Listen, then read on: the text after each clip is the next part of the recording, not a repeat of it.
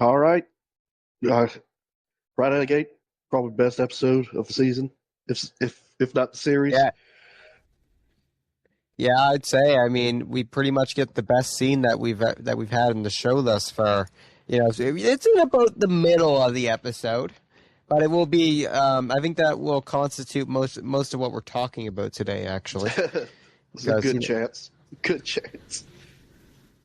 Honestly, because even I don't think there was a single scene that I felt didn't need to be in it. I pretty much enjoyed everything. yeah, I don't think there was any wasted screen time, to be honest. Even some of the Pippi stuff, it was natural, I guess. I We'll get didn't to feel out of Pippi. place. We'll Oh, get to he's gonna. Pippi. We'll get to him, but it might be a little while. So you want to just So, go through it scene by scene, or you yeah, want to talk about? You want to get to the big stuff right away? I think we'll just go scene by scene, but because before the big stuff happens, nothing like too big Yeah, happens. Won't take too long to we get. pretty much start right where we left off last week with the Yeah, Lucy and the ghoul are, all they're in the strip, and there's some death claws on the loose in there, and yeah, Lucy death makes fun of claws them being called plural. death.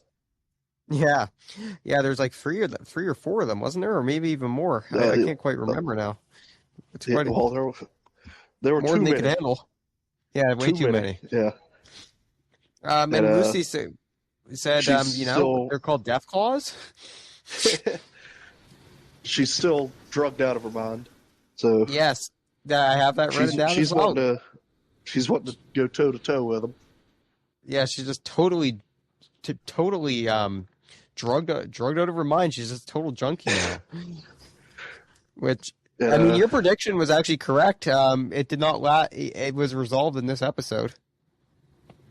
yeah. Well, Yeah, we'll she's see.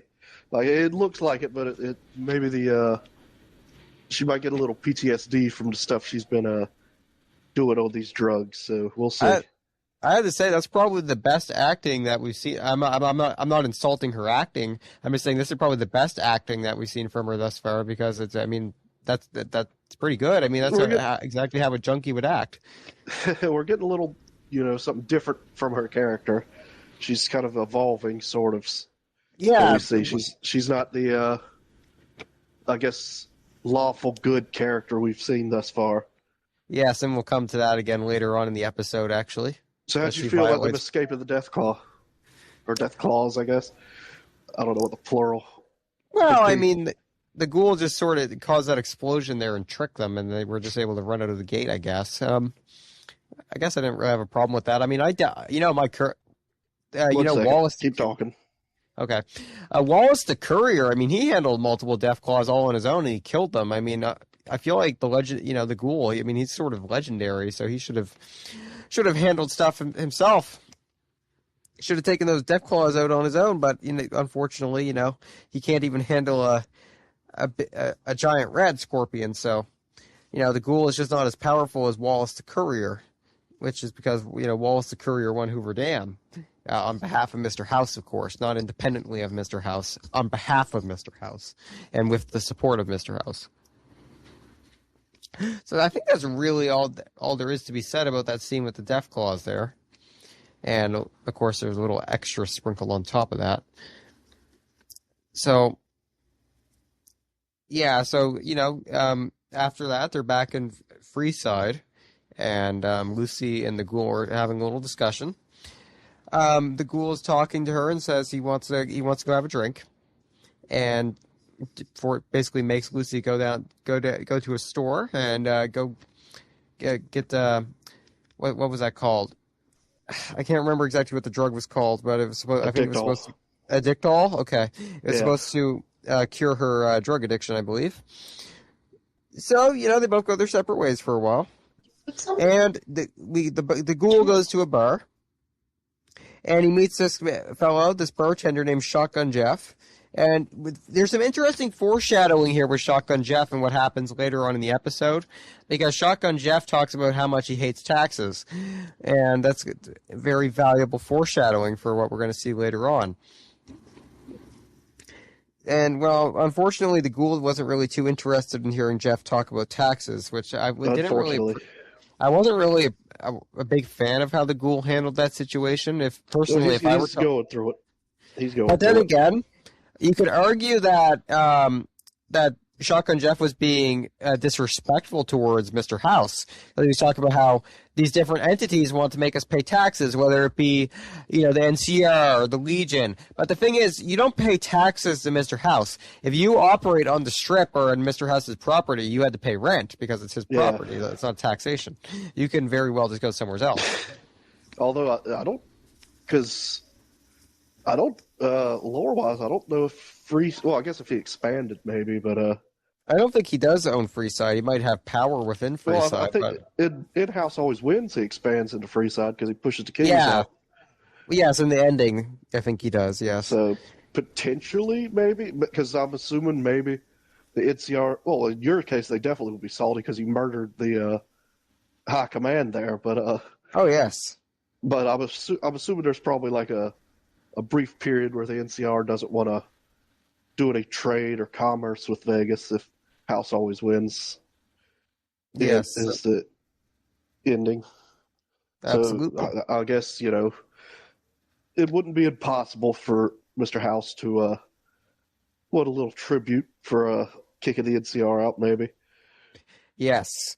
So then we're into Although a flash. The Legion, it's interesting because he says the Legion. I don't know if the Legion, if they're implying the Legion made it all the way to Freeside, that's a little bit interesting as well. That's a good point. I didn't really stop and think about that. It might not necessarily be implied. They might just be saying they're warring with the NCR. Yeah. So if they won, it's possible. Spokes on the wheel, right? They're all kind of the same. Yeah, if they happen to win, then they'd have to pay tribute to the Legion, render on to Caesar render on the Kaiser and all that. Yeah.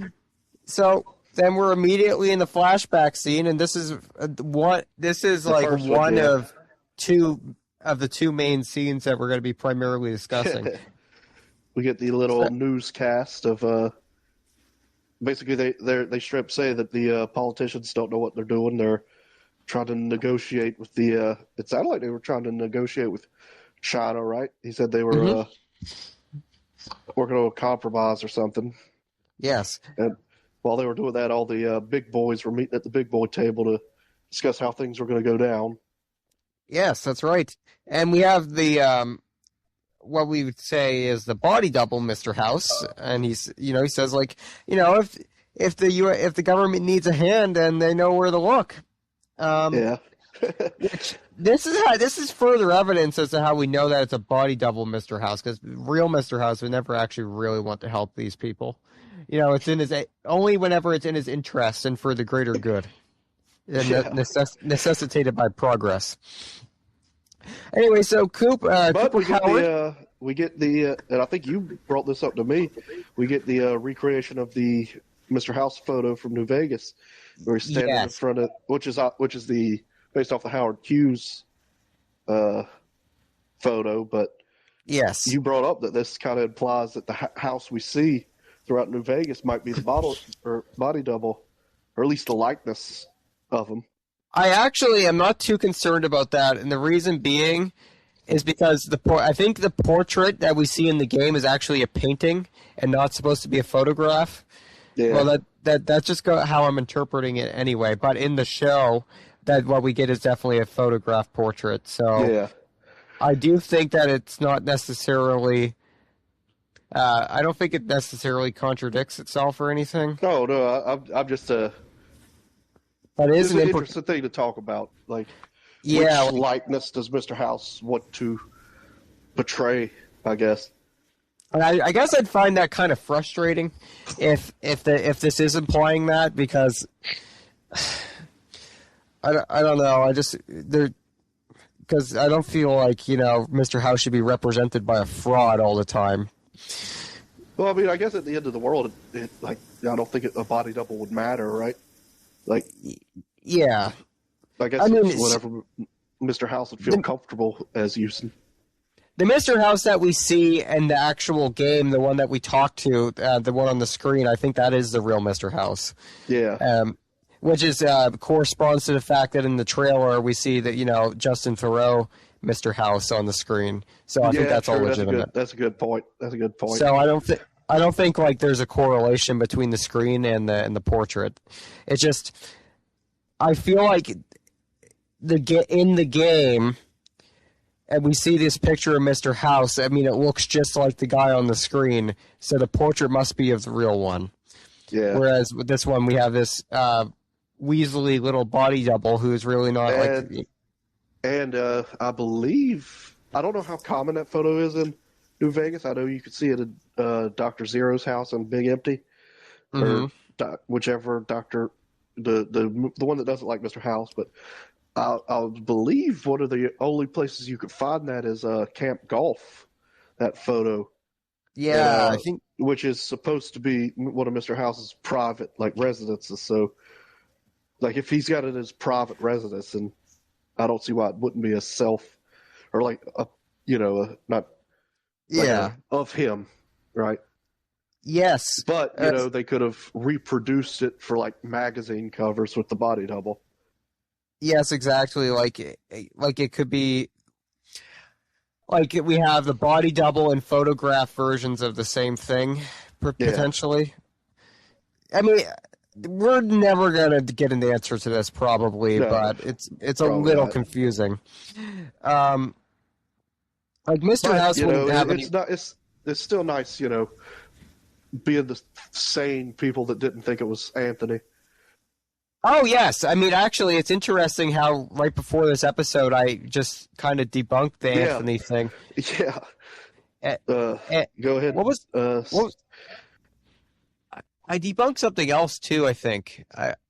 So we were talking about, in the first episode, Hank, when he was on the radio. Well, we'll get to that one later. Whenever, at the next flashback. Okay. Tell everybody how you disproved it was Anthony. Well, I disproved it was Anthony on the basis that,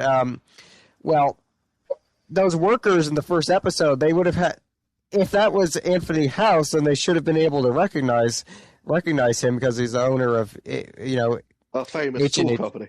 H&H Tools. I mean, they literally use those tools, so presumably you can find H&H Tools on the East Coast, so it's not like a local.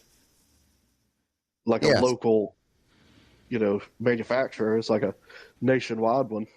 Yeah, presumably, if that were Anthony House, I mean, they should be able to recognize the guy.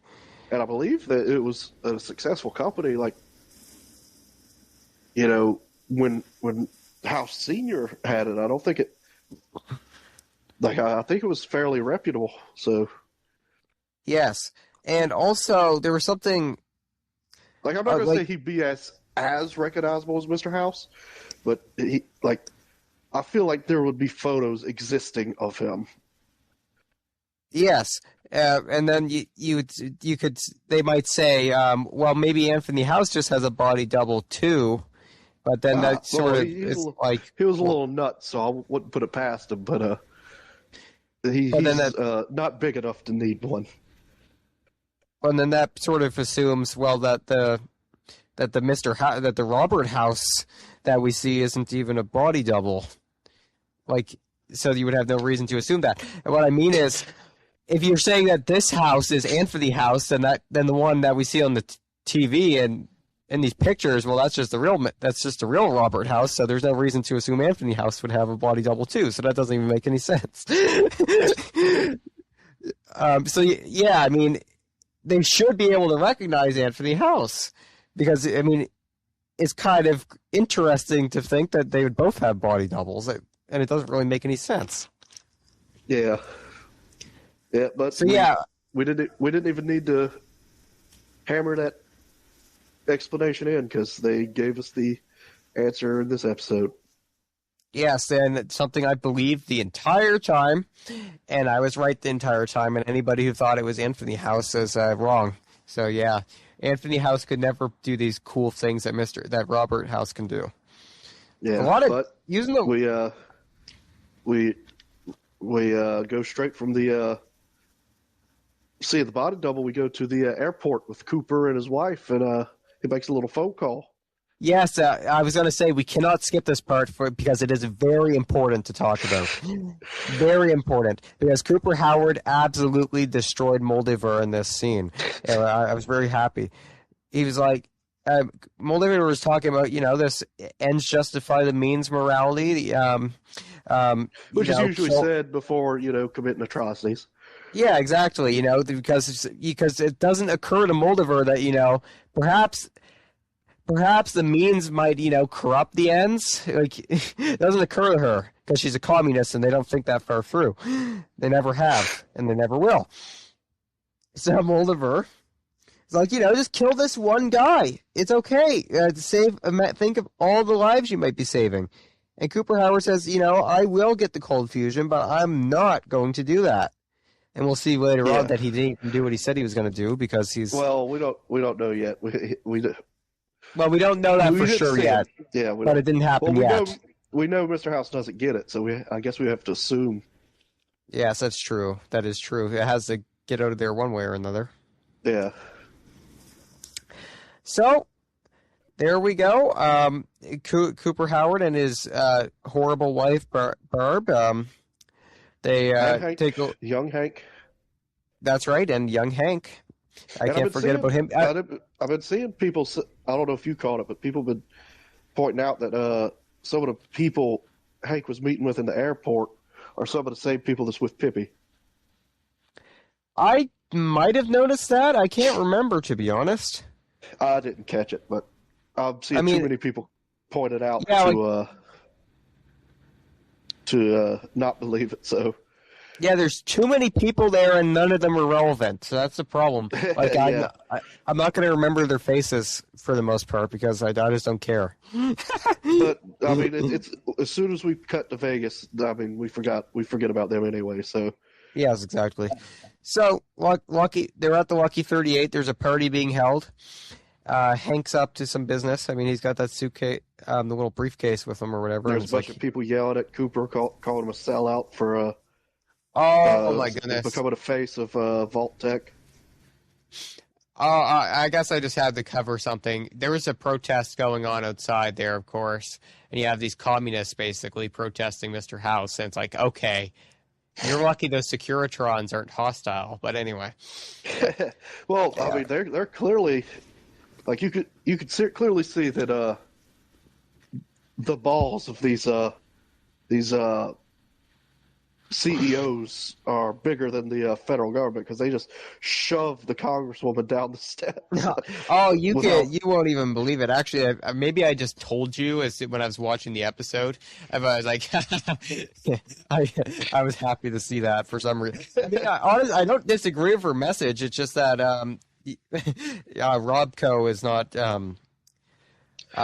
what would you say, beholden to those standards because Mr. House is in charge and what Mr. House says goes. It wasn't a Securitron or anything. It was just like presumably like Vegas police. Yeah, that's true. Not Mr. House's men. Well, I mean, they could have, like they might be more loyal to House than they are this congresswoman, but.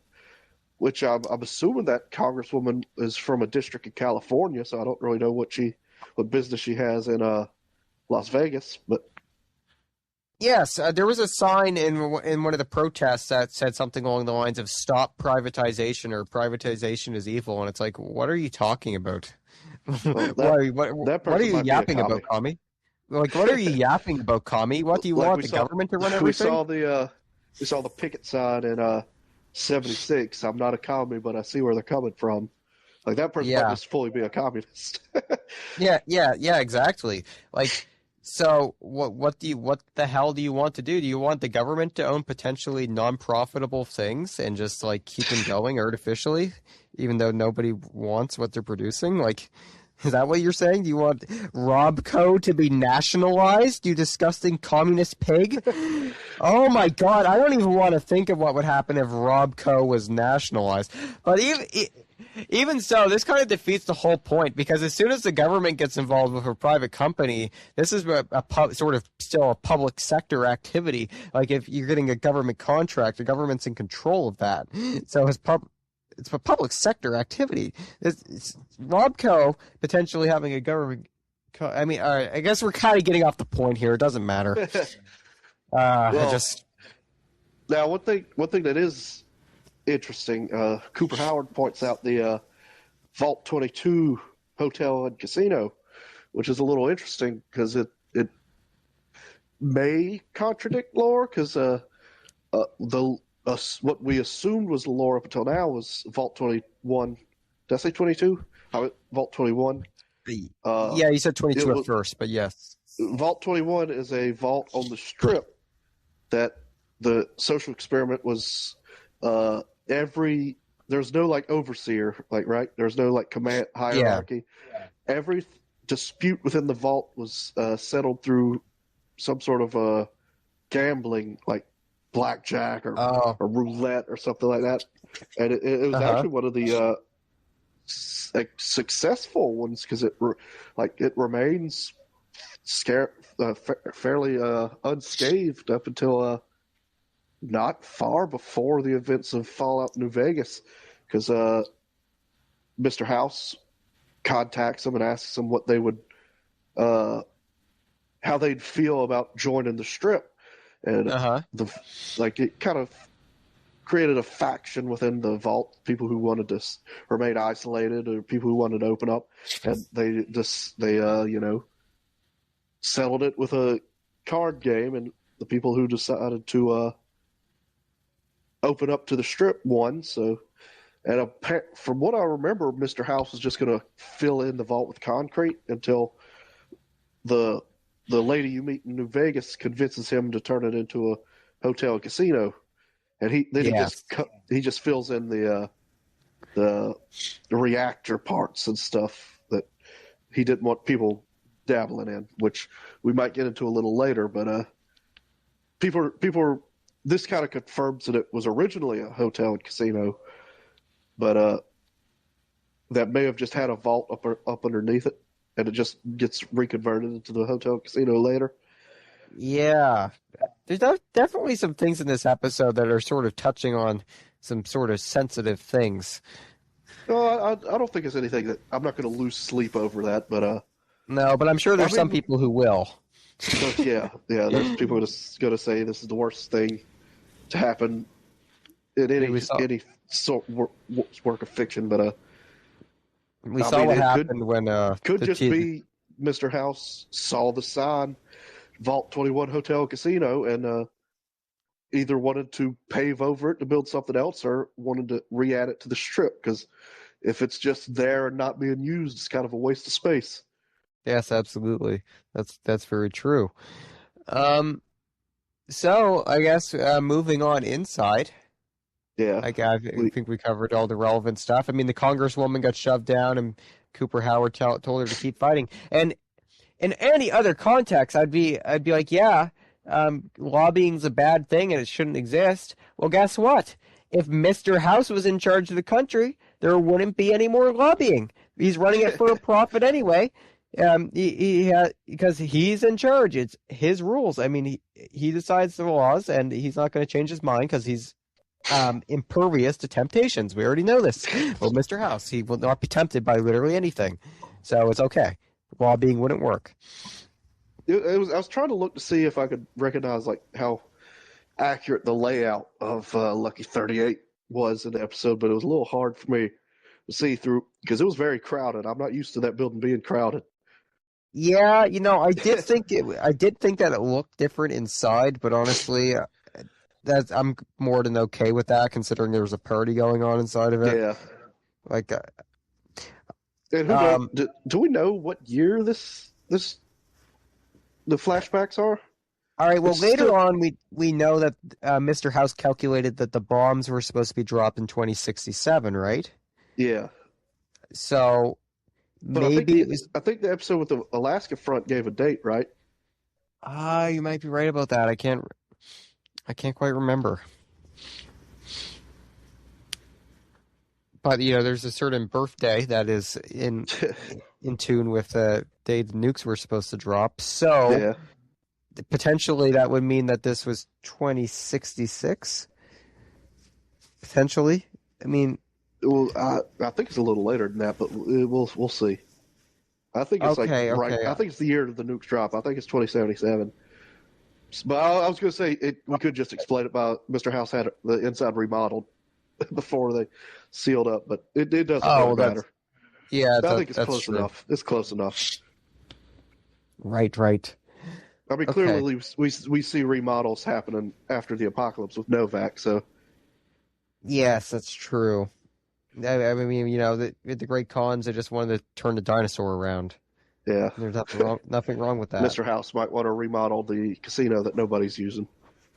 Y- Yeah, I mean, listen, in the apocalypse, I mean, it's pretty hard to keep things aesthetically pleasing, but I'm sure Mr. House is probably, pretty inclined to want things to look good.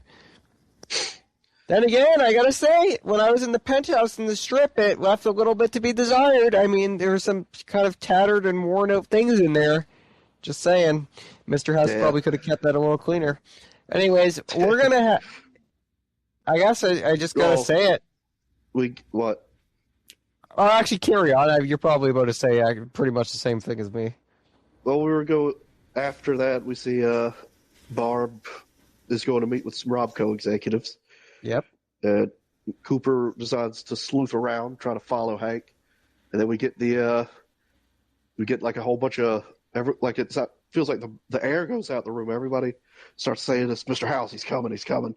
And like we Yes. see the what everyone thought Beyond was here? we see the elevator open up. We see Mr. House with an Yes. entourage of ladies. I was looking to see if any of them looked like Jane, but they could have been. But It would have been interesting if a certain Canadian overseer of Vault 32 were there. That would have been interesting for the war. Anyways, you know yeah, what? He walks up to Cooper Howard and he says, "Mr. House wants to speak with you." And that immediately gave us a certain level of confirmation towards our theory. I mean, we didn't need it. We already knew it, but there were Oh, of some course. misled people, Oh, misled absolutely. viewers. So they go up the elevator. He has, and that, well, Cooper Howard walks forward a little bit, and there's Well, Mr. House. we see Victor first. Oh, sorry. I forgot about my good old friend Victor. I would have liked You know, I would have liked to see Jane a little better, I think, but I guess we needed to know that we needed to see, I guess, Cooper meet Victor. So since that oh was yeah, so already we actually had to established, actually do have to talk about Victor, because there was that theory that we've talked about that Victor was based off of Cooper Howard. yeah. And Well, I didn't know how much I believed in that. I read that was like a comment like not long after the first season came out. I saw, which I thought was interesting, but clearly we see that yeah, must not be the case. but we do get a little bit of dialogue from Mr. House where he says, "I'm not a fan of your movies," and I'm wondering if that was a shot from the writers at whoever made that theory. Potentially, potentially. Did he say he's not a fan of your movies or just movies in general? Well, I think both actually. I think he said, "I'm not like a Oh, crazy fan of your yeah, an obsessed movies like somebody fan. else." I think he Yeah, said like, Edison. I don't know if that's supposed to be Thomas Edison or not, but like that. yeah, I was confused by that as well. I mean, it's probably just a throwaway line. Like I don't know if that meant anything. Yeah, maybe not. But I mean, to be fair, everything Mr. House says has a lot of meaning behind it. Yeah, and he pretty much says he knows he's there to kill. He knows Cooper's there to kill him. Yes, Which, to he be knows fair, it. he's actually not because he already said he's not going to do it. Yes, and Mr. House makes the claim he knows everything. Yeah. That's his job. And then there's multiple times throughout the scene where he says, "Well, I don't know." Well, that's a little later. Unfortunately, we don't get it all at once. They want Yeah, that's right. It is split to up. draw it out. So I don't think we actually get a whole lot more out of this scene at No, I think it first. ends right there. Yeah, so there's just And a then little bit of it cuts to tension. Pip, right? Pippy. Well, I think actually what's next is the merchant, or not the merchant, but the guy who goes around um, pretending to be a Oh, doctor. the chicken guy. Yes, the guy who likes to have fun with chickens. That will Yeah, experiment. he's got a little pep in his step. He's frolicking through the wasteland. Yeah, and he meets a certain somebody, a certain special somebody from New Vegas. Fisto. Um, we, as you said, we didn't get the iconic line. Oh, Please assume the we got position. the. I was hoping he would have said it because he says his full name because it's the courier who actually names him Fisto, so it makes sense Oh, that that name isn't given in the game, but or okay. in the series, but he says the his designation at reporting for duty or whatever, and the chicken guy's like, that makes two of us, and it is kind of a jump scare almost. We just see Hank sitting there behind him. Yeah, and Hank just hits him on the back of the head with a That's crowbar, I what I was think. hoping he would have said it out. Whenever his face fell over onto the table, I was hoping he would have said, "Please assume the position." Yeah, that But would have been so funny. I guess we can't have everything. We got No, this episode could only be so good. absolutely. Um, so after that, I'm not sure if we get the scene with Hank experimenting on him or if we I get think it Pippi goes after straight that. there. I think it goes Okay. straight there. Yeah, I think you're right. So he basically takes the this I guess I'm just gonna call him a merchant. Back. I mean, he's kind of like a merchant later on. Anyway, he gets kidnapped by Hank and brought back to Hank's Vault Tech facility But we do see the cryo lab. It's got the pods for what for appears to be Barb and Barbara Janie, and right? Jeannie. Yeah. Um, Although I looked, I couldn't see if they were full or not. Like they were very. I think they left it ambiguous for a reason. Like I don't know. Seemed a little sus that they didn't show them in it. yeah, that's true. But when we were in Vault 31, I don't remember if we saw anybody in those pods either. It might have been too hard to see, Maybe. but I don't know. Um, so yeah, Hank is testing out the mind control device on this whimsical fellow, and well, it looks like things aren't going to go well because Well, it's panning over to the glass, and then nothing happens, and it actually worked for yeah. some reason. Uh, Do you have any theories of why it might be? um, aside from Hank tinkering with it excessively, or perhaps this Yeah, guy just not finding. possessing a normal brain, I don't know. Maybe it could be either one of those things, but I'm assuming Hank has just sort of found the golden mean for these radio waves or whatever they are. Yeah, that's what I assume. That or it requires someone with A the special doctor's brain. level of yeah, that's a good way to put it. Of yeah, he's just a whimsical guy. Although the guy Anyways, also seemed very willing for the experiment after Hank yeah, told him he was going to lose all his memories and he's had a bit of an he'd just be essentially a robot. had a bit of an interesting life, I suppose. Up to interesting things. So next we have Next we Pippi go to sort of the Pipster. yeah, Pipsqueak. So the first thing is was as soon as I saw him, I mean, it's just integrated now that I think he's just Pipsqueak. Like I don't even consider Norm as his name. I see him as like, oh, it's Pipsqueak. I've called him Pipsqueak so many times. That's just his name to me now, and I can't help it. But And I don't. they go to the Vault Tech offices that we see in season 1. Yeah, and I'd say actually this is kind of the worst scene in the episode because they go in there, they're a little Maybe. concerned about stuff, and then the stupid grannies come back. Well, like the Vault 31 people, they're very I think they're a little calm for the situation they're in, right? Like Yeah. they're like saying, "Oh, look, Janine's still at her desk. What a kiss ass!" Like, like Well, if they had the, they completely miss or overlook the blood all over the walls that Norm or Pipsqueak picks up on immediately. well, I mean, if Janine was a really bad coworker, I think it's understandable. I mean, that they'd be mostly focused on that, you know. Yeah, And I guess that's true. um, but then there's Pippi's girlfriend. I don't know what her name is, but she's just like a crybaby, like wah. A week ago, Well, everything she's was not crying normal. yet. She's not crying yet. Well, No, no, that's the no, but next thing. still. Anyways, Yeah, they get spooked by something in the elevator, yeah, and and then they turn around or something, and then there's these and it's stupid the grannies in the grannies from back. Philly. Now, Oh my I do want God. to talk about what happens later, but uh, that's their roach farm.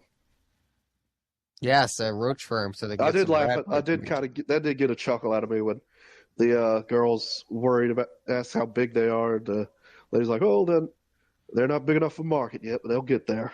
Yeah, that's They fair got a enough. That was chuckle out kind of of me. funny. That was But kind of funny. I'm sure you remember the last couple of weeks. I've about my theory with Pipsqueak about how he's potentially going to be a little fascist. He's going to join the Enclave when they Yes, and undoubtedly come. And I'd like to point out that what's her name? Barm, something with a B, right? um, The old yeah, lady, the granny. yeah. I think you said barf last time we talked about it, so I think you're right about that. Well, is that her actual name though, or I can't remember, but the last time I talked about her with you, you said barf, so I'm gonna. And I think the name barf is actually quite fitting, so I think. Barf? But I'd like to point out that from the explanation she gives Norm, Mm-hmm. the Enclave does not sound like bad guys. Like she says, "Oh, we're from Philly until the Brotherhood burned it down." When I was trying to Yeah, get the guy from the Enclave to the NCR.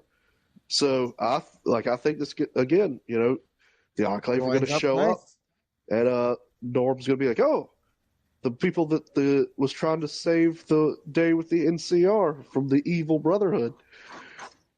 So Absolutely. I think this is planting the seeds that is going to sprout and prove me true. Yeah, yeah, I would absolutely say so. It lines up very nicely with your theory because now Pippi's got some, I mean, I'm outside at this point, information. I'm pretty much a prophet. I've nailed the other one, but we'll get to that when we get to Yes, absolutely. And yeah, I'm something of a prophet myself. I mean, I successfully debunked Anthony it. House. That's the new Willem Dafoe Green Goblin. I'm something of a scientist myself, man. Yeah, that's it. Yes, I I've think I. dabbled in profiteering. Well, yeah, maybe in a few ways. But, I think there's something to be said for the East of Eden podcast. I think that we have come up with more accurate theories, especially you, than any other people that have been speculating on this stuff. Like, We'll see. really, We'll see. I don't the think best anybody's theories. calling Norm yet, so we'll see. Yeah, I think you're right. I think that's pretty much a guarantee that you must be the first person to come up with that. But Although you might, I haven't looked at anybody's theories about Stephanie, but I remember you calling her like a dictator, like in episode 1, season 1. So we'll see. yeah, I suppose there was immediate. Listen, if that's exactly what I said, then I think I deserve some sort of award for that. Quite I think frankly. you said her and Norm are going to become dictators to take over. I can't.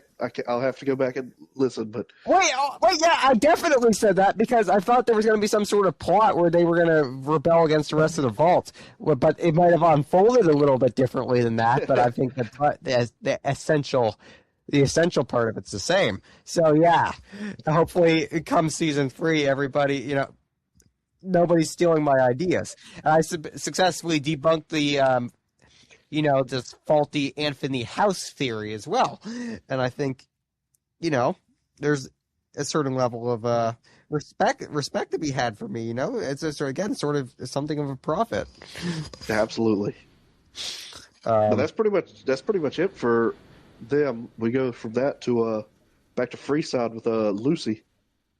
yeah, yeah. So Lucy is in that store that we mentioned at the Also, beginning I of the want to point podcast. out, like, whenever we're getting the kind of the like sort of the establishing shots of Freeside. Like we see the Wrangler, which I don't think you spent too much time in, did you? No, I don't think so. But it looks over and like the Silver Rush is kind of run down.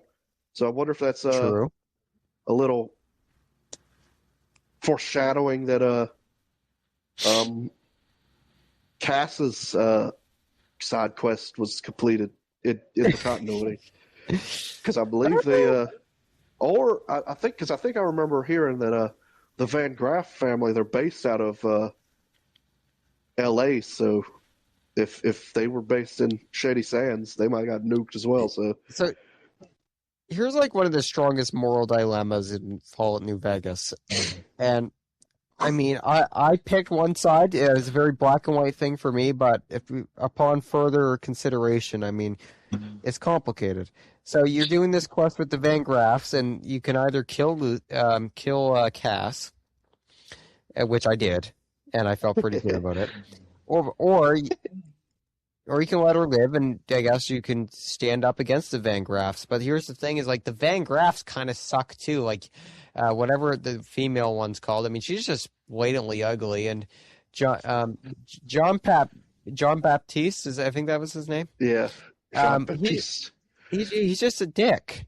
He's annoying as hell. So it's like, who do you want to kill? Do you want to kill Cass, who's annoying, or do you want to kill these people who are also And annoying? absolutely no honor amongst them, because we see they immediately turn on, I think, the Legion. Yeah. After Yeah, I collecting think the money. So Mr. Kaiser House, might have been. once Mr. House makes a transaction, he goes through with it.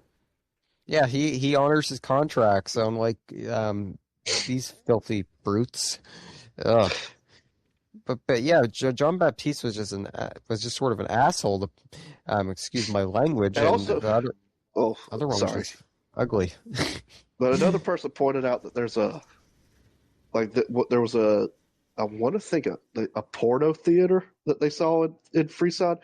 But what was interesting about it was they pointed out that obviously we don't see that in New Vegas, but it is shown in New Reno in Fallout 2. So, Right. Interesting. obviously this implies that it must have been a chain, right? Like they're Yeah, not like trying to sort say of it's like a the restaurant. same establishment. Yeah, Yeah, it's like so a chain restaurant, chain porn theater, why not? yeah. No internet in the apocalypse, so. But it was interesting. But I wonder how long before someone mods this Sammy's general store into Freeside. Well, the thing is, Mr. House is impervious to such temptations. I, as the courier, I'm impervious to such temptations, so I never would have noticed that if it were in the game. Totally. So I guess we're with Lucy again, right? Yeah, she's off to buy the dick doll, Yeah, she goes to the store and and she immediately sees everything's marked up like very high, like 150 yes, to up to what was it, 10,000? yeah, something like that. And so the first thing Lucy does is she sort of notices things are sort of unoccupied in there and breaks the golden rule within like a couple minutes because she finds this power fist and she Well, tries her to sneak it. drug-addled mind. She tries to sneak it out of there, and just as she's about to leave, she sees this big barrel, and she Yeah, sees a dead body in it. yeah. Yeah, like it's like very brutally murdered. At first, I didn't even think anything of it. I thought that might have just been another product they were selling. Like I Well, thought that might have been like, oh, spare body parts in here. yeah. Well, no, it's just a dead body. And then immediately after that, Lucy's like, okay, what the hell's going on? And then we see this big fat guy who may or may not own the store. Hey, I He, mean, what he else am I claims he supposed to? did. He claims he did. I mean, I don't know. What do you even call him? I mean, he doesn't have a name Well, as he far said as I his know. name was Sammy. His Oh, name tag said Sammy. okay. Okay, fair enough. I guess I did not remember that one bit. I just remember his belly, and that's about it. And the fact that he was very suspicious. Well, he claimed So, to be Sammy, the shop owner, so I mean, he has no Lucy. reason to lie. Yeah, that's true. No reason at all. And there's no reason in the barrel next to Lucy or anything like that. So I think Lucy actually pulled her gun first, which is Well, the um, guy was going for actually one. good. Like Yeah, but because still, he saw a gun on the she wall, had and the. I actually don't know if she drew first. I think he did draw first, but she clearly shot first. So Okay. Well, she was still quick, so that's a good character yeah, development, you know. But and also, I mean, at this point, it just seems like Lucy doesn't really care about the golden rule too much. I mean, well, that she was tried to. self-defense, but It was self defense, so. But also she was also trying to not critically injure him. yes, and unfortunately, it seems as though she failed. Uh, Yeah, I'm assuming she's still got the buff out running through her system, so her accuracy's a little better than she thought it was. oh, and back on Cass for a second. This is one of the things about Cass. She's such a nag. She doesn't want you taking any chems. It's like, I'm the damn courier. I'll do what I want. If I want to take chems, if I want to have an addiction, screw off, Cass. Doesn't matter though. Yeah, I'm pretty sure in Fallout 4, Hancock, if you take them, Hancock just wants you to share them. Yeah. Do you remember seeing that video I sent you a long time ago of Cass and her nagging about the chems, and the guy uses VATS on her and blows her brains off? Yeah, yeah. I got a kick out of that. That was probably, I think I found that before I even beat the game. So Lucy's got her power fist. There was a woman there who she talked to for a second. I don't really. Yeah. And the following scene, I didn't write any notes about it, actually. I just put one word because it only took one word to describe it, and the word was peak. Absolutely. Because we're in flashback territory again, and Cooper Howard is talking to Mr. House. Mr. House asks him to come downstairs, talk to him face to face. He's like, no. And so he has to go back and forth with Cooper Howard on this a couple times, and he says, well, I believe that this might pertain to your wife in some way. Well, he says that he was with him in Alaska, and that kind of gets his attention. He's like, I doubt that. And he mentions that he licensed an equipment to West Tech, which allowed him to pretty much see. He could probably tap into any T-45 power armor that was using that equipment, I'm assuming. Yes, yeah, he was able to sort of see through it.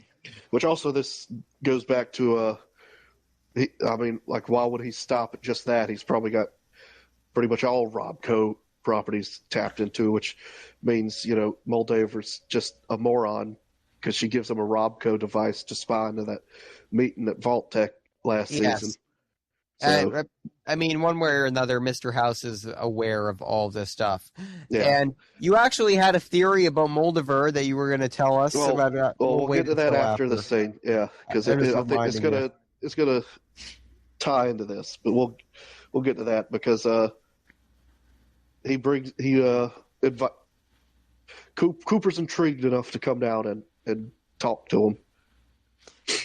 Yeah. So I'm going to get into some of my takeaways from this, because while I do not have any notes written down on my paper, I did write down extensively some of my takeaways from this scene to you. So well, I watched the scene enough, so I pretty much got this whole scene memorized. So. Yes, I've only seen it twice, believe it or not. I mean, I probably should have just had it on loop the whole night and just continued watching. The first thing is that Justin Theroux's doing an absolutely fantastic job of playing Mr. House. I can't imagine. Oh yeah, absolutely. Somebody doing a better job, really. I mean, he's got it down as best as somebody can in live action, I think. Like facial expressions, body gestures, everything. I don't think it could be better. He even does a pretty decent job of sort of imitating the voice to an extent, which is pretty. I think so, yeah. I mean, obviously, you can't bring that voice back, but yeah. Well, it's not still pretty good. Not in an ethical way. Yeah, it still wouldn't be the same. So, I mean, Mr. House does confirm, talking to to Cooper Howard, that he has no intentions of dropping the bombs. Yeah, and he says he doesn't even believe Vault Tech or any of the other corporations like Big Mountain, West Tech. I can't remember who else is at the meeting. He says he doesn't think any of them. He's like they're just bureaucrats and idiots, they're Well, not I going to guess drop it. actually this sort of answers my question as to why he doesn't expose Voltec. It's because he actually can't. Yeah, because Yeah, he doesn't know who's actually going to drop the bomb, so he doesn't have anybody to expose. true. But he And does. He's interested because he says that every time something big happens in Cooper's life, yes, it's because the Cooper is algorithms, there. his math, it pushes the date back just a little bit. Yes, that's true. That's true. That's interesting. Well, Mr. House, his Mr. House's words is what, vexingly curious. Yes, and he's clearly very suspicious of Cooper Howard by the end of the scene. But Oh, I definitely would be too, because it's clear that something involved with him is behind it. And for all absolutely. Mr. House knows, it might be him himself. Yes, I mean, on one hand, we have a very good idea of what Cooper Howard's like, but Mr. House does not really have an idea of what he's like. He don't has very limited information, so he's very, you know, it's more than right to be suspicious. Oh, In Mr. this House case. knows he hangs out with communists and pinkos, so Yes, that's right. I that mean, probably makes him a little more suspicious. Mr. House got to hang out with Cooper Howard in the bathroom for a couple minutes, so he's had that going for him. Also, we have Mr. House. He clarifies something that might pertain to episode 1 of this season. Is that whenever there's new technology about, he tries to acquire it and understand it and master it for his own ends, whether it to make a profit or, in the case of this cold fusion that he has. Or, the mind control device. Yes, exactly. That's why it pertains to episode 1. Like he's trying to. Did he figure it ever out for say some that reason. he said market research? That's pretty much all. He didn't say, "Oh, this is a device I'm testing out." We don't even do we know that that's a Robco device? No, I'd say if anything, this kind of confirms that it isn't his. Because again, he's acquiring other technologies. Market research, right? Like he could have acquired it. He could have just stolen it, right? He could have had some corporate espionage. He's trying to figure out how it ticks. Yeah, and actually, again, the language used there, market research. I feel like that sort of implies that he's not just testing it, like as though it were his. He's trying to figure out, what exactly his competition's doing, or what some other corporations might be doing. But in the case of the cold fusion, we see that he wants to find a way to preserve his existence in a non-biological form, so maybe copying his consciousness. Well, actually, I don't know if it can be just as simple as copying his consciousness, like a brain scan, and putting it into a robot, because he already knows how to do that. Because he did it for Jane. He did it for Jane. And potentially Victor. We don't know. Yeah, we don't know for Victor yet. I think Victor being his own person. Maybe not. We'll see. Well, we probably won't see, but it's we're good speculation. Probably never going to know. Unfortunately, I don't know if we're even going to see Victor probably going to be again. left up to the viewer interpretation. As far as I'm concerned, I get to establish the canon when it comes to Mr. House stuff and New Vegas. Like, for example, I know Mr. House won Hoover Dam. That's a fact. I know that I helped him, and that all my decisions were canon because I played the game, and that's what happened. So it must be true. So I don't know what this sort of non-biological preservation might be. It's got to be more complicated than just a brain scan, I guess. Probably. I'd assume so. I mean, it applies. He would no longer need. It probably is just a backup plan because, potentially, his body, the device keeping his body alive might break down, right? Like we see it even in lore, it almost breaks down before the events of the game even take place. He talks about how Lucky 38 went into meltdown, and he was pretty much in a coma for decades. That's right. So I'm assuming that the preservation tank was his plan B, right? Yeah. Like that was never his go-to idea, and I'm assuming whatever the robotic, non-biological life or whatever was his Yeah. initial plan. Yeah. I think there's so much in this scene made me feel so much better about the way the show's going because again, they didn't try to retcon House into wanting to drop nukes, so that was a big relief. Yeah, Also, he just straight up says it out loud yeah, that he's not going to drop it. which In is fact, he complete. says he doesn't think any of the people at the meeting is going to drop it. Yeah, exactly. Is like completely in line with the lore of the games. Um, or and also your theory with the Enclave and the Enclave potentially being behind this stuff. Almost confirmed. That House doesn't even know that they're operant. Yeah, And they're I operating at love all. that. Like that was like I told you. I think that was my favorite. Like back and forth in the entire episode when he, because it doesn't. It takes a lot to make Mr. House concerned, right? Takes a Yes. lot for Mr. House to get concerned, worried, and I think he portrays it very good in this that back and forth right here, where Yes. he admits he thinks there's another player at the table, right?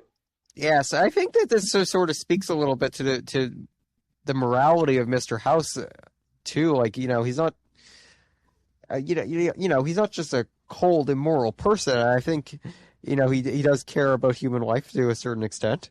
Yeah. He doesn't want bombs to be dropped.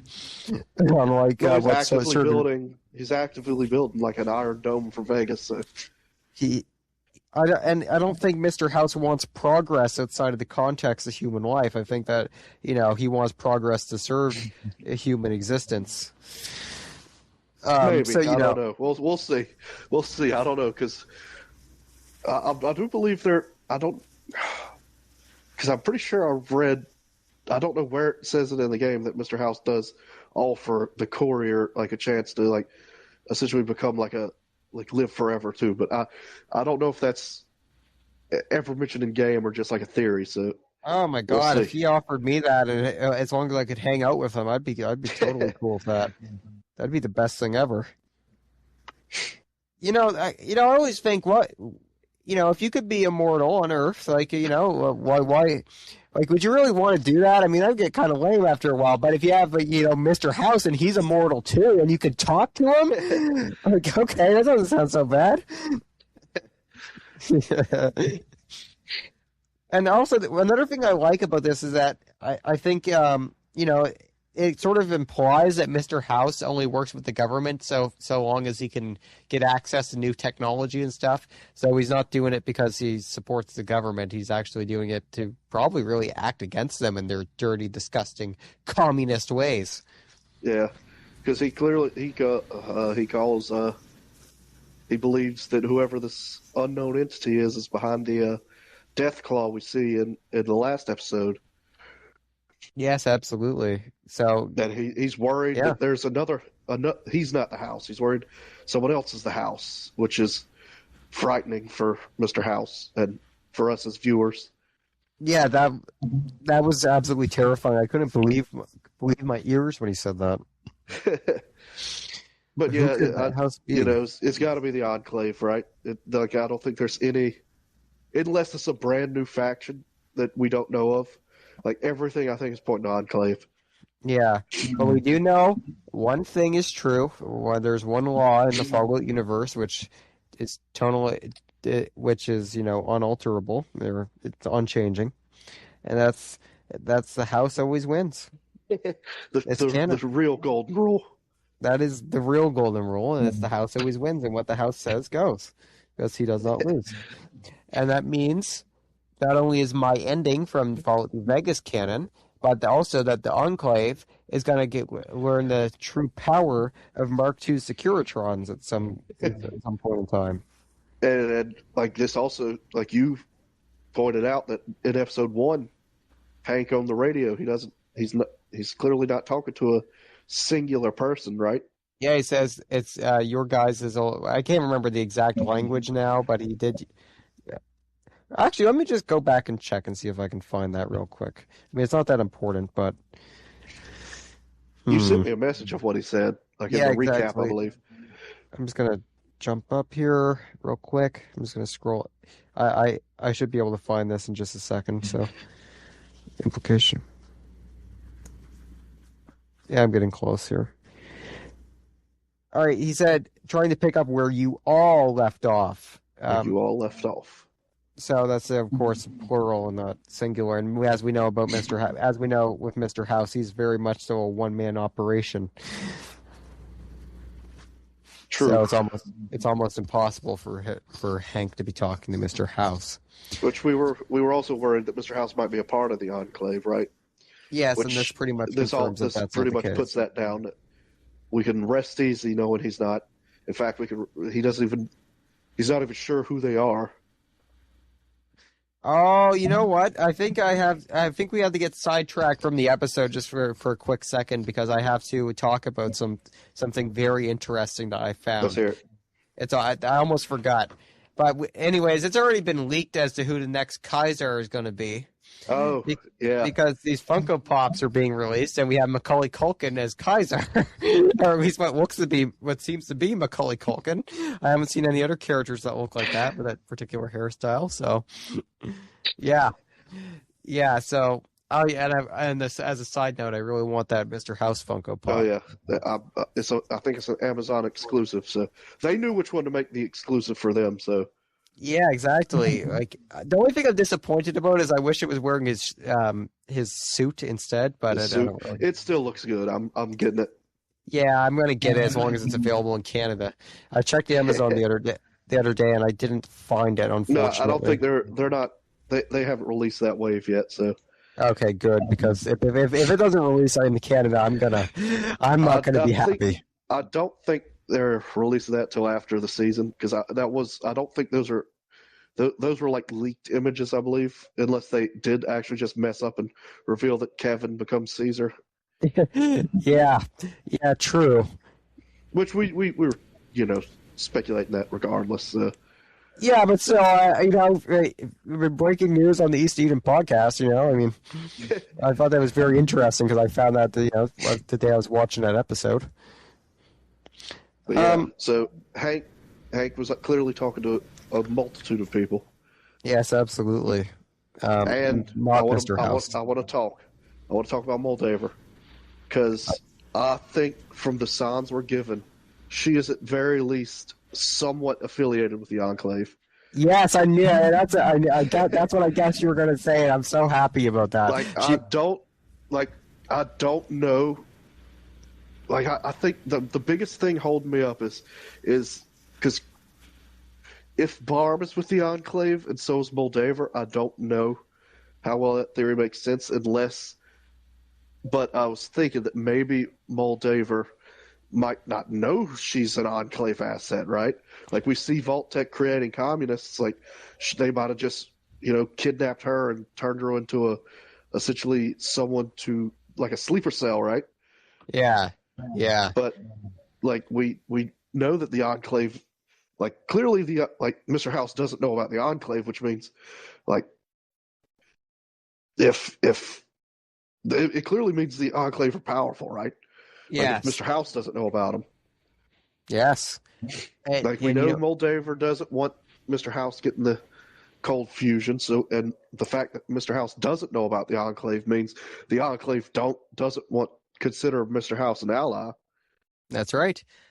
So now I think because Mr. House makes it clear because he says, "I'm acquiring cold fusion from Vault-Tec," and Cooper clarifies, "You mean my wife?" And he's like, "Yes." So maybe Barb is selling it herself. Maybe it's like a private, transaction. Yeah, or, possibly. Maybe it's a Vault-Tec property and not necessarily the Enclave's own property. Or I don't know. We'll have to see. But I find it very suspicious that we know cold fusion ends up in the Enclave's hands, right? We when we first see it, it's at an Enclave facility. Yeah, and as soon as you told me about your theory, I was like, okay, that might be what that means. I mean, Moldaver is an NCR affiliate later on in time. but that might not even be contradictory Like I to think her. it's possible because like again, she's still alive 200 years later, so like she's got Yeah, to have some sort of connection to like these facilities that are keeping these people alive. yeah. And you know what I really like about this theory is that you have Voltec as a villain, you have And you have Moldiver as a villain, and you have Mr. House as the main protagonist and the good guy. as the hero, yeah. He's the hero. And I've been saying it since episode 1 of season 1. That, well, I didn't even know her name at that point, but she's a nasty looking bitch, and she's a horrible character. She's evil. She's disgusting. She's vile. I do want to point out that I was watching a reaction of the episode, and I can't remember who did it. Like it was just I can't remember the name, so I apologize about that. But they were watching got to the scene we were just at where Mr. House said no, he's not dropping the bombs. He's building the thing to protect Vegas, and he's showing off all this wealth. And one of the people I watch reaction, he's like, "Oh, he's like Batman." Yeah, exactly. He's like Batman, but actually cool because he's willing to kill people when it's necessary. There's none of this, I don't kill bullshit. No, Mr. House does what has to be done because he's a moral agent, unlike Batman. You see, Batman's a moral coward. He doesn't kill people because he's too afraid of doing the right thing. Yeah, whatever. Like the Brotherhood of Steel, Mr. House doesn't even offer to deal with them diplomatically. The Joker could blow up a sick kid's hospital and Batman still wouldn't kill him. I think, at that point the Joker has, fully forfeited his right to life. Like, I think it's okay, to deal with the Joker. It's okay, get rid of him. But now Batman will send him to Arkham Asylum, and he's gonna, he's gonna break out and kill a bunch of other sick kids. He's gonna bomb another hospital. You see, if Mr. House was in this position, he would do? He would send his Mark II Securitrons after them, and they'd blow that person to smithereens. Just like the NCR Ranger that kept spawning at the gate. Yeah, the communist detected on strip soil. A communist like Moldiver. Not to fall back too far, but I did see a couple comments saying that's how the Death Claws weren't able to get through the gate because that was a loading screen. Yeah, true. That's true. I was wondering how the hell they couldn't just break through that door anyway. They didn't want to wait through the loading screen, so. Yeah, I mean, I don't blame them. Yeah, like Moldaver, maybe she was involved with him and she broke away from him. I don't think she'd have access to the cryopods if that were the case, but she's got to somewhat be affiliated with him. Yeah, I think this mostly makes sense. Oh, and also something I think that's pointing to her definitely being a member of the Enclave is just how insistent and serious she is about all this stuff. Like when she was on the phone with Cooper Howard earlier in the episode, she was really intent on killing Mr. House. She's more focused on taking out Mr. House than she is stopping the cold fusion from getting in his hands. Yeah, exactly. She really wants to dispose of him, and she does really want to get the cold fusion for whatever. Because the Enclave have to know that Mr. House would probably be one of their biggest threats. Absolutely. Especially if he gets the cold fusion. Yeah, but if I were the Enclave, I'd just be trembling in my boots if Mr. had to deal with Mr. House. No, I think the fact that they haven't revealed themselves to him pretty much confirms that they're intimidated by him. And I can't wait for all those little idiot fans that are probably Redditors and stuff like that. They probably became big fans of Moldiver for season 1. Probably big fans for her, revolutionary ideals and all, and the like. And you know what? They're just gonna be in tears when they find out how horrible Moldiver's been this whole time, and so it wasn't obvious in the first place.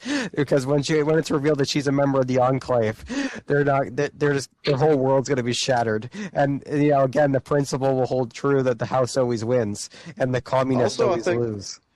Also, I think another thing that points to this being the Enclave, obviously, like obviously the what we talked about, how the doctor knew who Lucy was, so he's clearly got to be in contact with Hank. But Yeah. the fact the ghoul was so dead set on it completing that bounty when he heard that it was like a Enclave guy. Like, Yeah. if he knows his wife's a part of him, like clearly, like he'd be able to get information from him. Yes, that's right. That's right. That's good. That's a very good point. And in addition to that, I mean, Moldaver that's also knows they backed got up. cold fusion. It's backed up also by the fact that the ghoul doesn't really care that much about making money. Like, not really. He doesn't really need it that much. Yeah, So he it just makes takes sense. what he needs. Yeah, like he doesn't really need the money that much. So it makes sense And that he would clearly, be. Moldaver had to have contacts with him because she offered the guy sanctuary to bring her cold fusion. Yes, absolutely. Um, yeah, I think that this theory of Moldiver being part of the Enclave is quite convincing and probable, and I like it a lot because it really lines up with my worldview, and my particular Fallout ideology. And I hated Moldiver from the start, but the very moment she started talking about killing Mr. House, that was just too much. Same thing with Charlie. Yeah, I'm ready. I'm just about ready to see Charlie's death scene. When I said I hope Charlie has a death scene in this episode to you, and then you said no spoilers, I was really hoping that it meant there was a death scene. But we didn't see. We'll see.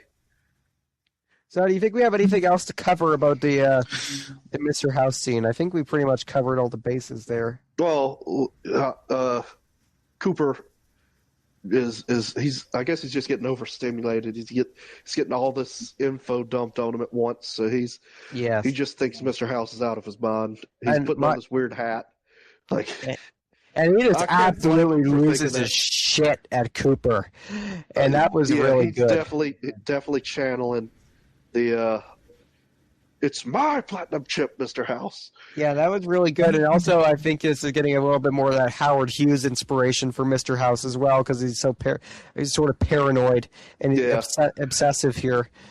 Well, he knows Cooper's somewhat he's either directly or indirectly. Yeah, he's either involved directly or indirectly, and he's mad he doesn't know, and probably scared because this entity is so good at what they're doing that he doesn't even know about them. Yeah, so sort of like being like a philosopher king figure, just like Mr. House. I can understand where he's coming from. You're ruminating on this stuff for all the time, and it makes you very frustrated. Like that's part of the reason I like Mr. House so much, because I can relate to him. I'm not as good as Mr. House, which is why I do his dirty work and stuff. Well, it's not dirty work because Mr. House tells me to do it. It's not dirty work. Just following. He's paying. It's a job. Yeah, just like the body double says, it's a living. Yes, I guess we didn't. I guess we totally. I don't think we even covered that actually. We got so caught up talking about all the other Mr. House stuff, we forgot to say that we got proven right that he says he's a body double. Yeah, he literally he's been doing it for the past 10 years. So. Yeah. I wonder how Mr. House managed before those 10 years. I wonder if he was actually in the public spotlight or not, and then replaced himself, or potentially. I had no idea. Potentially. We don't. Do we have Mr. House's age at that point? I guess that could be calculated, but we don't know. We know his birthday. He was born in 2020, I believe. Right. Because the meme is Mr. House is like 6 right now.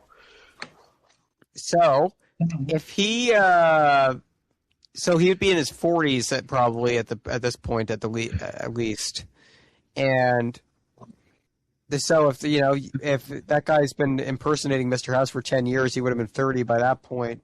So I mean, he would have probably been in the public spotlight some by then. Potentially. Actually, Mr. House talks about how by a certain age, he had already accumulated a vast economic empire. Just let me check that real quick. And that cool Mr. House edit I sent you, I gotta. I think he said he's like 30 billion. He's a billionaire 30 times over. Yes, but by what age? Let me see real quick.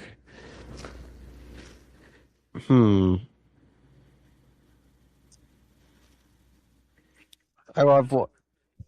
by the time he was 30 years old, he was a billionaire that many times over. So, yeah, I'm pretty sure he would have been in the public spotlight before he ever had the impersonator. Maybe. Or maybe he had a separate impersonator, which, I mean, he's got to be careful. Yeah. I don't know. It's interesting to ponder. Or maybe he had a body double that got assassinated by a communist. Yeah, wouldn't that be disgusting? So I just got to say, I mean, to cap that off, that was one of the best scenes of television that I've seen in a long time. Yeah, definitely one of my favorite of the probably the series.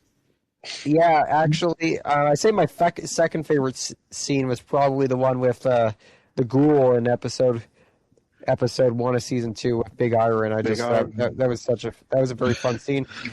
But actually, I don't know if that's my second favorite because that other Mr. House scene from episode 1, with the mind control device. I mean, I was just kind of in shock seeing Mr. House in live action. After basically like 2 years of talking about Mr. House.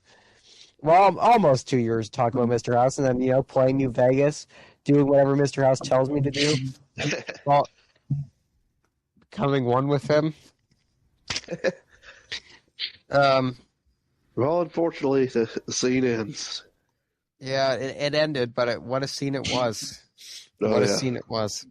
So, and you know what? You know what happens after this? We just had to move on to Pippi. Oh, is this when it moved on? Yeah, Pippi is out on a little date with his girlfriend, and they're like, they're trying to contact the investors. Whoever's investing in Vault Tech, which we know who that is. It's the Enclave. They're trying to contact the Enclave. Yeah, actually, I don't remember that other guy's name who does some bad stuff to Pippi. So Ronald? No, I'm just going to call him the cuck because he was sitting in the corner watching Pippi on his date. He's the Peepa Tom. Yeah. Yeah, we'll call him Pee-Pee. Yeah, Pee-Pee. Yeah, he's going to be Pee-Pee because... yeah, he's going to be Pee-Pee. All right, so... Pee-Pee and Pippi, okay. Yeah, because Pee-Pee's probably not going to stick around for too long, presumably. I can't imagine it. But especially after what happens next. Pippi and his girlfriend, they're snooping on Barb's computer. Yeah, and then they're looking for the what was it? The future enterprise ventures or something. Yeah, something like that. I can't quite remember. But he types that in on the Barb's computer, and they're like, "Oh, did you mean FEV?" Yeah. And we see the forced evolutionary virus. Yeah, I'm surprised I actually remembered the acronym properly. Which has been a big thing in all the Fallouts, pretty much. And that's the thing that causes the super mutants, right? Or am I mistaken? Yes, it is what causes super mutants, and I'm seeing people that, this vault was designed to create super managers. Like super managers? SM, super mutants? Like, people are thinking that they're just, like, they're about to start using the live stock in Vault 31 or Vault 32 and 33 to turn them into super mutants. Oh, thank God Stephanie didn't get turned into a super mutant. That would have been horrible. I mean, as a member of Vault Tech, that might not have happened anyway, but... Maybe, we'll see. We'll see. As we know, Stephanie is not a herd animal. She's, in fact, the leader of the herd. Well, she's definitely trying to follow the guidelines that Vault Tech put out for them. But as we know, Vault Tech usually doesn't care, so we'll see. Yeah, so, Pippi's girlfriend goes to get a little drink for both of them because they're about to get drunk. Pippi's a little simp and does whatever. Lucy's getting drugged out of her mind, and Pippi's about to get drunk. Yeah, because Pippi, he's a little simp, and he does whatever his girlfriend tells him to do. But yeah, I bet drinking breaks the golden rule. I can almost guarantee that's in there. Well, That's in. well, he's had an interesting interpretation of that since we first seen him, because he tries to use it to murder Moldaver's men, That's true. That's which true. which is pretty, which further proves that Pippi has a bit of a inclination for ruthlessness and fascism. Yeah. Now that I think about it, Stephanie talking to him. I mean, Stephanie's from Vault 31.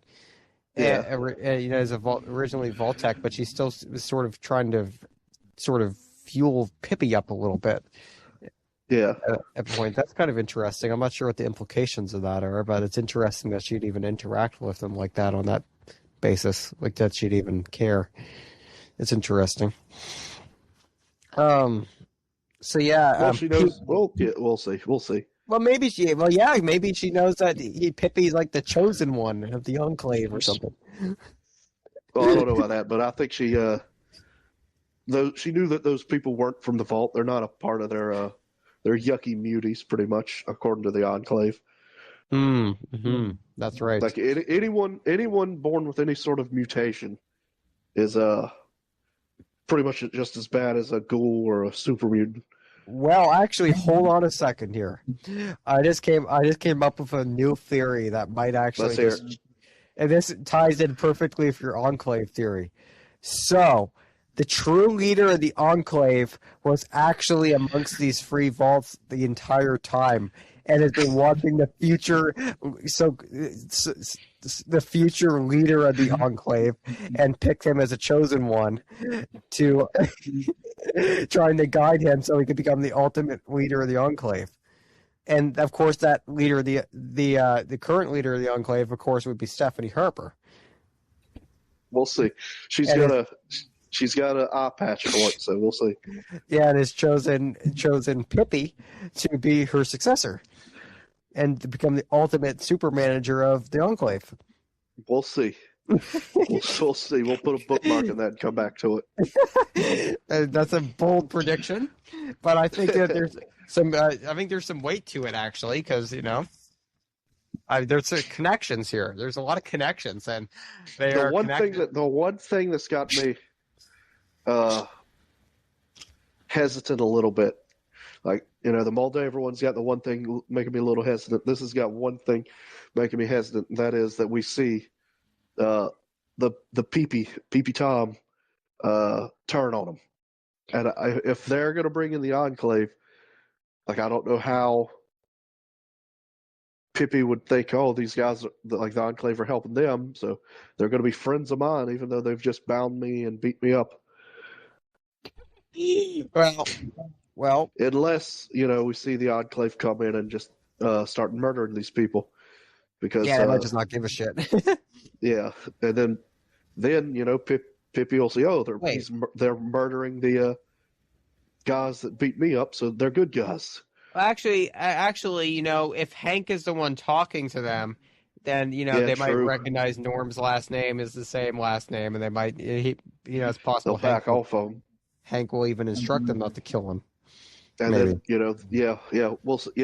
Then he tells them to let him go. But Pippi, he's full of rage, he's full of anger, and he murders Pee Tom right in front of all of them to establish he's on top. Yeah, Pippi on POTB. So after that, Lucy, I think we're back with Lucy, and she makes it back to the hotel. She's no longer drugged. Yeah, we get sort of a sad scene here later on. But anyway, she cures herself, with her Addictol or whatever. Addictol? Yeah, close enough. And, well, she has a little conversation with the ghoul back in that building there. They're back together. And, well, it turns out that there was also another person in the room. Chicken guy. It's the guy who has past experiences with chickens, And and now he's Fistos. and Fistos, and now he is in a suit, and his hair is tidied up, and he has a certain mind control device on the back of his neck, Yeah. and he says, that that Hank McClane has requested Lucy to go back to Vault 33, and He implies that and if he in, doesn't, or if in they come for exchange, him, right? He says if they come for him, he's got access to Cooper's wife and daughter. yes, and if the ghoul goes along with this, then he will be able to. Well, actually, maybe it wasn't implied that the ghoul would be able to see his wife and daughter. I think maybe it was just implied that they would be kept in their cryopods. Yeah. Yeah. So the ghoul just has to send Lucy back to Vault 33 to keep his family safe. Yeah, he But shoots her with the or the tranquilizer dart thing. gun. Yeah. Yeah. Which So I read was the same one that she shot him with in episode 2. interesting. I mean, that's pretty plausible, I guess. Um. Anyway, so for some reason, he just lets her sleep around there for a while, and then she Yeah. gets back up and catches him off guard. And she has this big power fist that she stole earlier. I mean, we saw this scene in the trailer, but we had no idea she was punching the ghoul. Yeah. I was actually kind of And, worried because to me the background like of the hotel room looked like the background of the Lucky 38 presidential suite you get, like the red wallpaper and everything. So I was yeah, thinking she true. was punching like Mr. House's guys, like Yeah, Securitrons or something. But that's very observant. I did not notice that. But yeah, that would have been horrifying. yeah, So she punches the ghoul through a window, and he gets all right, sort of 1 second, keep impaled. talking. He gets sort of impaled on the stuff, and I just felt really sad. The reason I felt sad is because we had this beautiful father-daughter bond being built, and Lucy said we were finally starting to get along. And I mean, it pulls on the heartstrings a little bit because anybody can relate to seeing this sort of, father-daughter relationship and how it's dissolving. Like that's horrible, like especially since it's taken a while to build. And this is another one of my prophetic theories that I've come up with over the course of this podcast is that the ghoul sort of sees Lucy like a daughter, and it's becoming very clear that is indeed the case. And I was right the whole time, as I've been with all my other theories. But that was really like the first theory that I proposed. That was like the big thing on episode 1, I think. Pretty sure literally on episode 1 that I came up with that theory, and that there was going to be a father-daughter relationship there. So, yeah, very, very skilled prediction on my behalf. So that's why we're going to be seeing some big things with Overseer Steph, and some big things with Mr. House, because my theories are never wrong. I think that's pretty much where we leave off in the episode. I don't think there's any other scenes after Lucy does that. Um,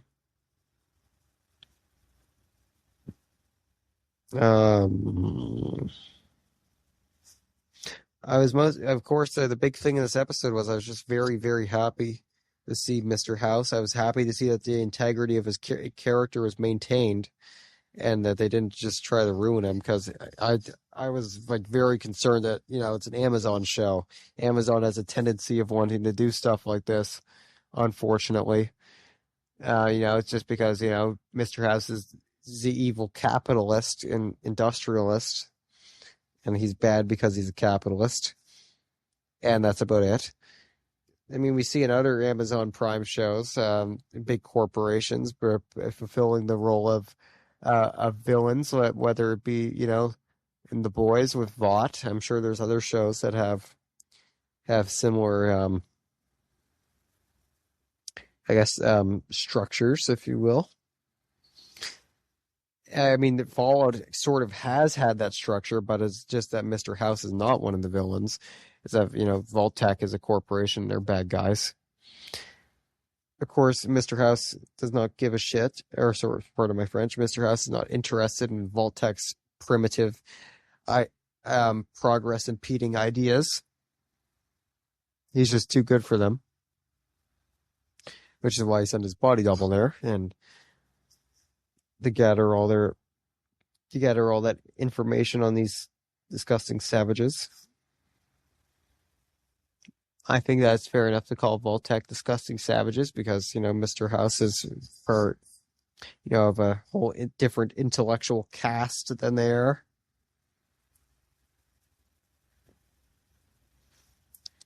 So yeah, I don't really think there's a whole lot else to cover there. Yeah, I'm pretty sure that was it. Yeah. Well, definitely a great episode. I'd say probably the best Absolutely. episode so far. I'm going to definitely be rewatching that Mr. House scene, and hopefully there will be some Yeah, more really good Mr. House scenes before the season's over. hopefully. We know there Because should be at least one more. I don't imagine we're going to get him anymore in season 3, probably. Probably not. But what would be, what would be really cool is if Mr. What? House uploaded a copy of his consciousness into a Securitron and let that follow Lucy and the Ghoul around in season 3, so he can still be part of the show. That would be great. Yeah, so Unlikely, but great. I mean, they'd be too strong if they had Mr. House with them all the time, though. So that's not going to happen.